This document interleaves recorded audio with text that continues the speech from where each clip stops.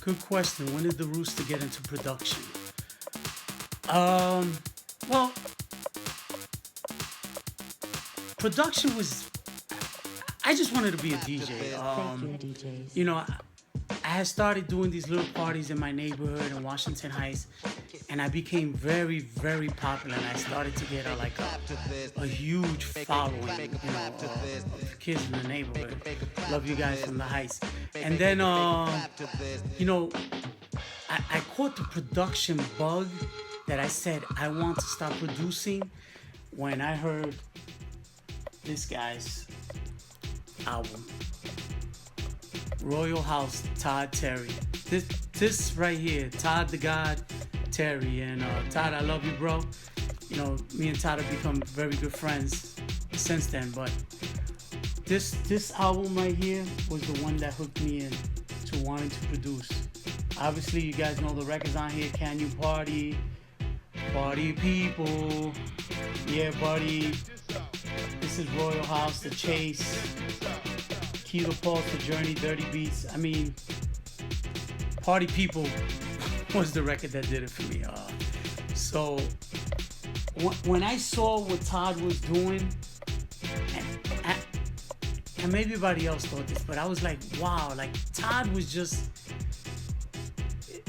to me, it was like the god of house music, because I know there was other guys in Chicago and they were doing their thing with Move Your Body and, you know, Marshall Jefferson, of course. I mean, I was dropping his record.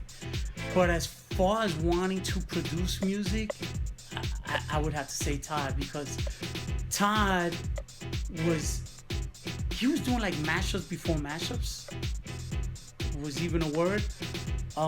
He was taking loops and samples from different records, Africa Bombada and Just Begun and To the Batmobile, like Batman, and he was, he was playing he was obviously playing keyboards and playing sounds, but a lot of his stuff was all sampled. And my mind just started going crazy, like, I want to sample this record, I want to sample that, I want to do this, I want to do a record like Todd. And that's kind of where DJ Rooster, the producer, was born. I said, I want to start doing records like Todd Terry. I can do this.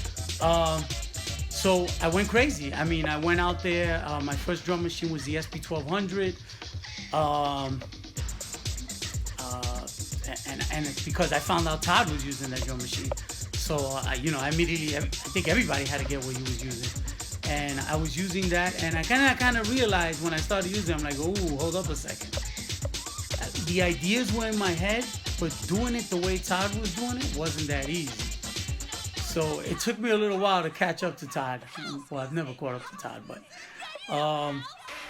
that's where it all started. I got my SP1200, and I've gone on to have all the drum machines. I had the 808, the 909, the MPC 60, the MPC 3000. So yeah, I would have to say DJ Rooster was born with this guy right here.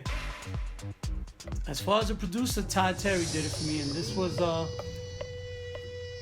his other album, the Todd Terry Project. And you have the Bango on here, and Weekend, and Circus. I mean, God, who could forget this album? Like, to this day, you could play these two albums and have the party rocking. And, it's just, thanks to Todd, you created the Rooster, being a producer. The rest is history.